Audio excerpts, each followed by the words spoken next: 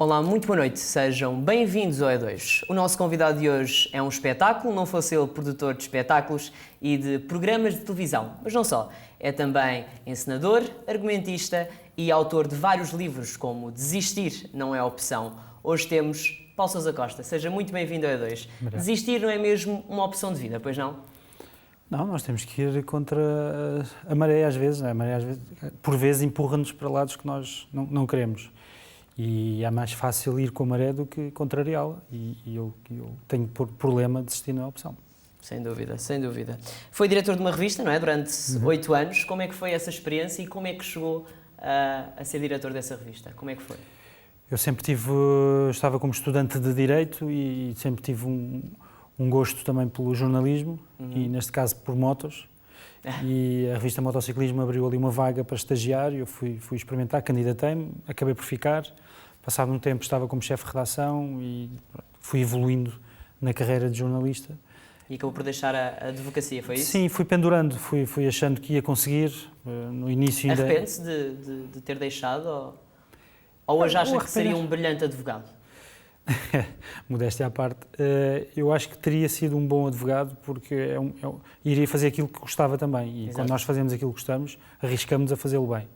Agora, nunca tendo sido, não sei se seria ou não um bom advogado, mas nunca é fácil tomar uma decisão de deixar uma coisa que gostamos. Ainda por cima no quarto ano, não é? Ainda para mais no quarto ano. Quando nós deixamos para trás algo que não gostamos e que temos ali alguma dificuldade às vezes de tomar essa decisão, depois torna-se fácil, não é? No caso, não, eu gostava muito de Direito e via-me como advogado.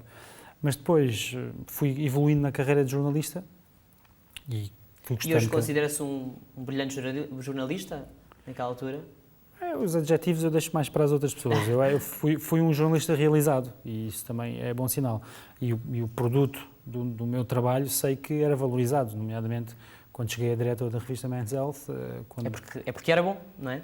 É porque fazia alguma coisa bem feita, senão não me convidavam, não é? Porque habitualmente há muitas Exato. pessoas para o mesmo cargo. E depois tive a sorte e o saber também. Fui convidado para a editora internacional da Men's Health. Exato. E fui viver para os Estados Unidos por via disso. Portanto, a carreira de jornalista sempre foi também algo, como eu fazia, com muito prazer, e que eu ia conseguindo atingir alguns objetivos e bons, felizmente. Também é produtor de espetáculos e de programas de televisão. Foi algo que sempre quis? Foi algo que planeou? Foi algo que acabou por acontecer? Sim, eu não produzo televisão, produzo só teatro. Só teatro? Ok. Espetáculos no geral Exato. e teatro acima de tudo. Que era outra paixão. Pronto, Sim, já era uma paixão mesmo no tempo da advocacia? Sim, principalmente, sim, enquanto espectador.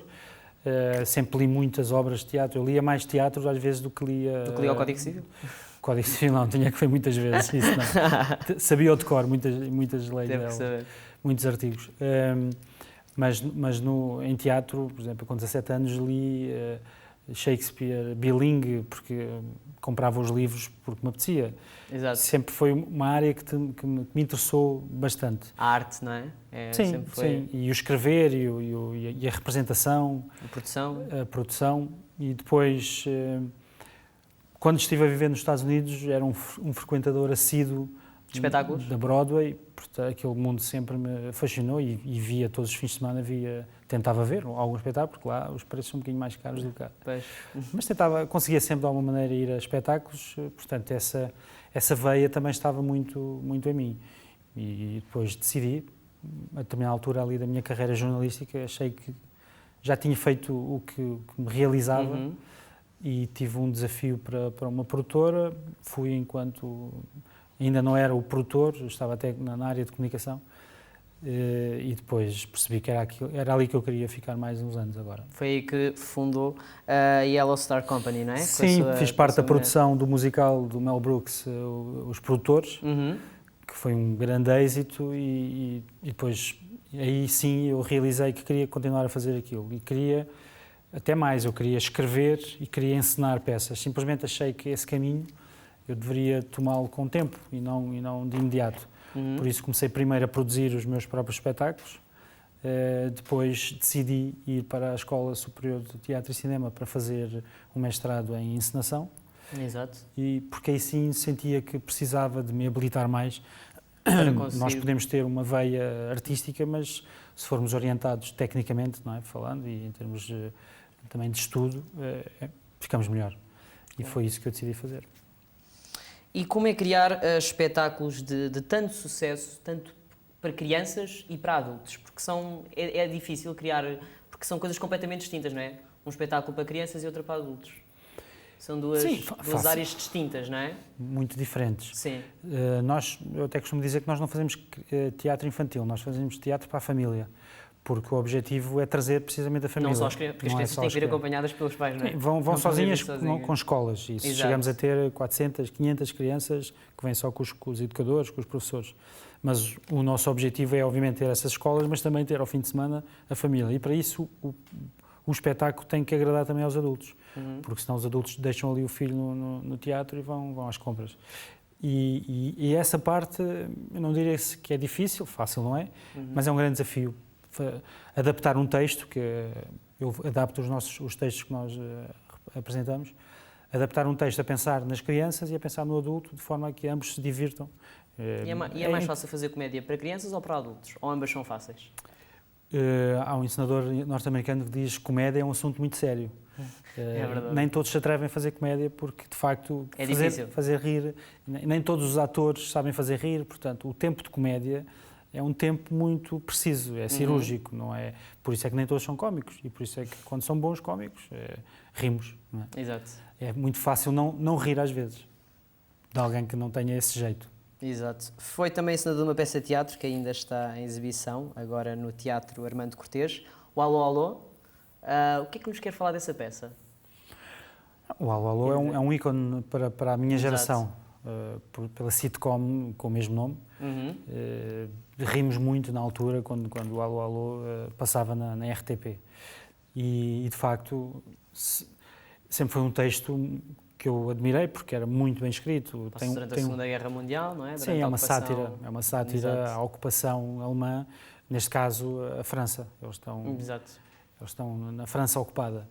E brinca-se muito com Hitler, no fundo com aquele poder alemão, com a resistance, que tentava combater o poder alemão, a invasão, no fundo. E tudo feito de uma forma muito inteligente, porque eu acho que o humor, se for inteligente, tem outro sabor, não é? E o Alô Alô é isso. Portanto, houve a oportunidade, um amigo meu estava num jantar de aniversário que me organizaram, surpresa, que eu gosto pouco de surpresa, mas organizaram-me essa surpresa e lá estavam todos, e um deles ofereceu-me um DVD, 2 DVDs, aliás, do Alô Alô, e disse, esta peça é que tu devias produzir. E eu, no dia a seguir, estava a tratar dos direitos, porque achei que como é óbvio... interessante, e que as pessoas seria um espetáculo cativante. E felizmente, eu pensei que iria ter que adaptar o texto, pelo menos a série, para texto, para dramaturgia, não é? Mas, na verdade, os autores, e essa parte eu não sabia, os autores do Alô Alô já tinham feito, e essa peça já tinha estado em cena em Londres. Portanto, a partir daí foi tudo muito mais fácil. Exato. E daí o enorme Hoje, sucesso. Sim, estivemos no Teatro da Trindade em novembro do ano passado e dezembro, com salas esgotadas. Agora repusemos, porque estamos no Teatro Armando Cortês, como residentes. Repusemos a peça porque ainda acreditávamos que tínhamos deixado público em Lisboa e tem estado esgotado. Tanto assim é que agora prolongámos a carreira até ao final de maio, porque de facto temos tido muitos espectadores. E depois já temos cerca de 8 cidades para onde vamos com a peça. Exato. E vamos ver se em novembro, dezembro não voltamos a Lisboa. Mas agora falar um pouco do seu livro, Desistir não é opção. Este livro acaba por ser um conselho para os pais que passaram pelo mesmo que o Paulo? Era o meu lema de vida e continua a ser. E quem passa pelo que eu passei não pode deixar de pensar no lema que tem, não é? E agarrei-me a esse lema. E quando fui convidado a escrever um livro, disse que não queria escrever, porque não me revia a escrever. Sempre gostei muito de escrever, mas não queria fazê-lo. Não tinha, exato. Um ano depois achei que estava preparado, tinha sido a altura, então tinha chegado à altura para escrever um livro sobre o amor de um pai e um filho, que no fundo é o que esse livro é, uma história de amor, que tem inspirado milhares de pessoas. Felizmente eu recebo muitas mensagens de pais que passaram pelo mesmo, mas também muitas mensagens, talvez a maioria, felizmente, de pessoas que não tendo passado pelo mesmo, também têm problemas, mas veem que são problemas pequenos.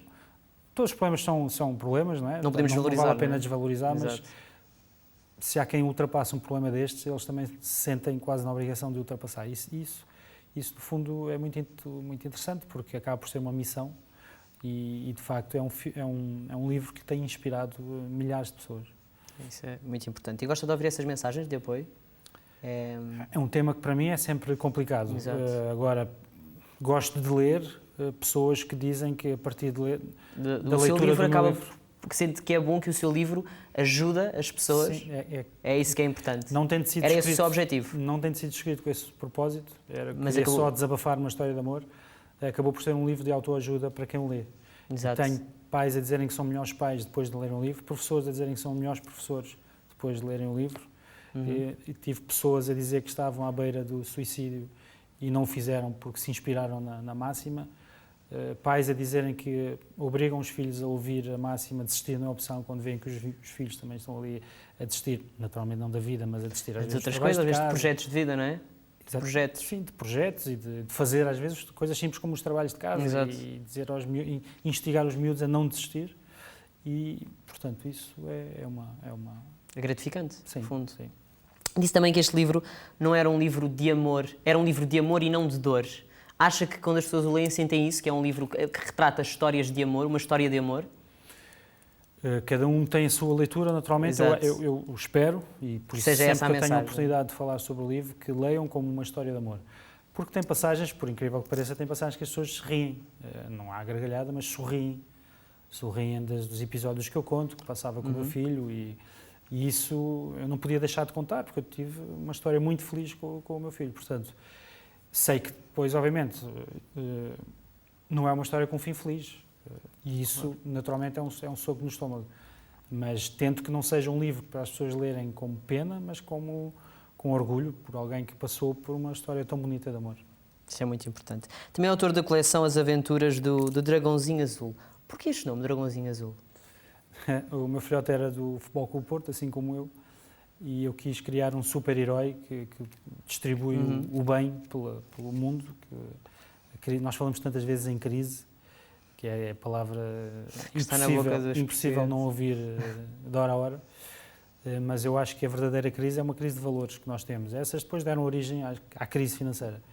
E achei que apeteceu-me criar um super-herói pequenino, metade anjinho, que é a imagem do meu filho, e metade dragão, para ser assim um animal com poder, em que a função dele é só distribuir o soro da bondade em que ele tem numa estrela no peito, que aplica no rabiosco dos meninos que se estão a portar mal e que de repente percebem que não vale a pena ser invejoso, não vale a pena ser vaidoso, porque é uma coleção de 7 livros e cada 7 pecados.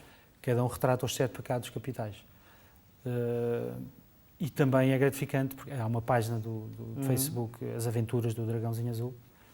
Também é gratificante ver pais a colocarem lá posts a dizer que leram a história ao filho e o filho está muito atento ao Dragãozinho Azul e aos ensinamentos do Dragãozinho Azul. Portanto, é mais uma missão. Portanto, transmite uma mensagem de que não se deve valorizar... Sim, não devemos ser materialistas. No fundo, são os 7 pecados, não é? Exato. O goloso, há uma das histórias é a Belinha de Berlim, que é uma menina que se chama Belinha e que gosta muito de bolas de Berlim. E então está a ficar muito gorda, o pecado da gula, e que os miúdos hoje em dia são muito gulosos. Nós somos o 3º país da Europa com mais obesidade infantil. E por via disso tentei, por uma história que se lê à noite, entre pais e filhos, que os pais e os filhos percebam o problema que é a gula, no fundo, não é? E nós não termos cuidados alimentares. E se isso está a acontecer, é extraordinário. E eu tenho ido a muitas escolas, tenho muitos convites de escolas, às vezes não consigo ir, na maior parte das vezes, não consigo ir a todas, obviamente, mas já fui a muitas escolas e é muito interessante ver a reação tanto dos professores como das crianças a este tipo de ensinamentos. Paulo, muito obrigada por ter estado connosco, foi um prazer recebê-lo aqui. Obrigado eu pela oportunidade de ter estado aqui. Obrigado.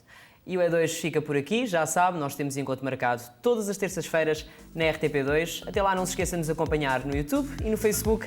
Até ao próximo Panorâmica.